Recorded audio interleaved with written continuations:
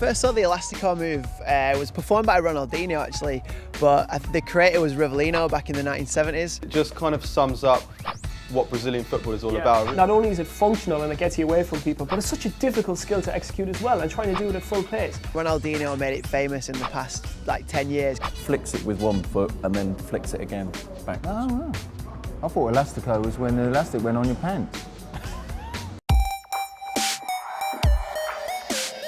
In Spain we call it el caño, and I think it comes from more South American tradition. I think with the nutmeg, it's like the humiliation thing. Like we used to do it in the playground all the time. It's not a nice feeling when it happens to you, because also you're sort of caught flat-footed.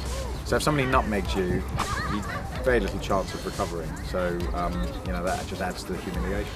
If I'd stuck it through Julian Dix's legs or Razor Ruddock, you know, if I'd shouted Megs, that is a very disrespectful thing to do. You know, there could be injuries there. You achieve it, you don't shout Megs, unless you're meant to. When we were kids, we used to call it the Pelé flick, because I think it was the film Escapes to Victory, is it, when Pelé did it? So it was really famous through that. I'm sure a lot of people have seen it, Pelé doing it, but I don't think many people have seen it doing it again. Because it's a very, very difficult skill to do.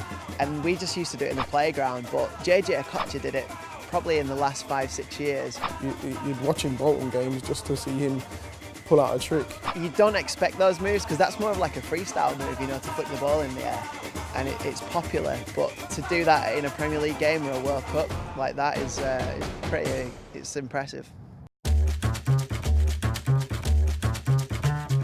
Seal dribble was invented by a Brazilian football player, Curlon, and made famous probably recently by Nani against Arsenal. He was back to goal, he was just dribbling it with his head.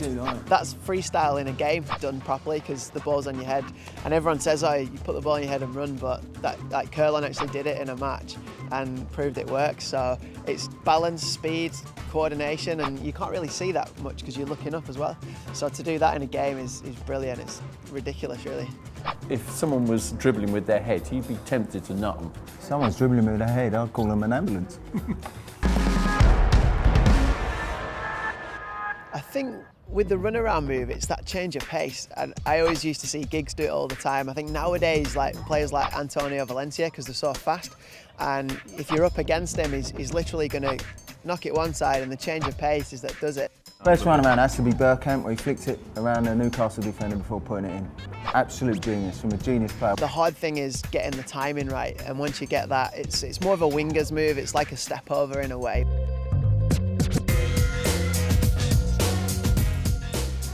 You have your right leg, if it's your kicking foot, and you kick behind your left like that. Oh, that one. If you're not too great on one foot, you can wrap your other one round and cross it in. And I think that's why a lot of the top players have used it. For me, this is a total waste of time flick. I think it'll be easier for you to practice how to kick with your left foot rather than putting your right foot behind. If it works, then it works, you know. It doesn't matter what it looks like. If it gets to the point and if it gets the ball in the goal or to the next man, then of course it's necessary, yeah. Why don't you just cross it normally, like a normal fella? Nah, you get picked for England if you did that.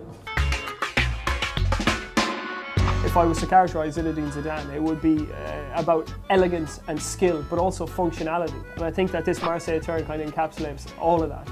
Played against Zidane a few times, and I see in live that turn. It's almost like a ballerina is like pirouettes on the ball. And I think the best way of doing it is on an angle, because your body's in the way of the ball and the man, and that's why it's a great move. Is that the one where you tread on top of the ball and turn it around? Yeah. No, I'm not good enough for that. I've only got little legs, I can't get my feet up now.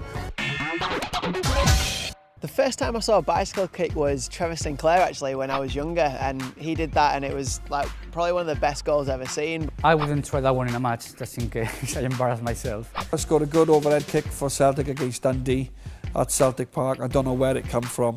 I think 50,000 of the crowd were as surprised as I was that I'd done it, and I pulled it off. The timing as well, because you're going to have your feet above the head, obviously. So to have the right timing and to get the right touch of it, it's quite difficult, and it needs a lot of practice. We all tried a bicycle kick though, don't we? Yeah, I've tried it on a bouncy castle after being drunk. I always remember Danielson back in '98 World Cup. He'd just like go up to someone and do about 20, and the guy was like falling over in front of him. Players with quick feet do it 4 to 5 times, They go step, step, step, steps, and then they go one way or the other. Obviously players like Ryan Giggs use it, Ronaldo. David Rocastle at Arsenal had a great step over Rocky. Chris Waddle had a brilliant step over. It's the type of move like wingers would use to get around your man and cross the ball in. 1974, World Cup finals, Germany, Johan Cruyff with a turn. When I saw that, I jumped out of my seat. It's one of the great images of World Cup history, Cruyff doing that turn on the Sweden right back.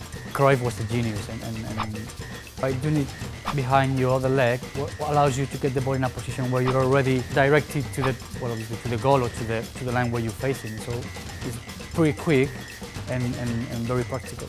You turn and go the other way. It's very hard for them to take the ball away from you, and it's very effective.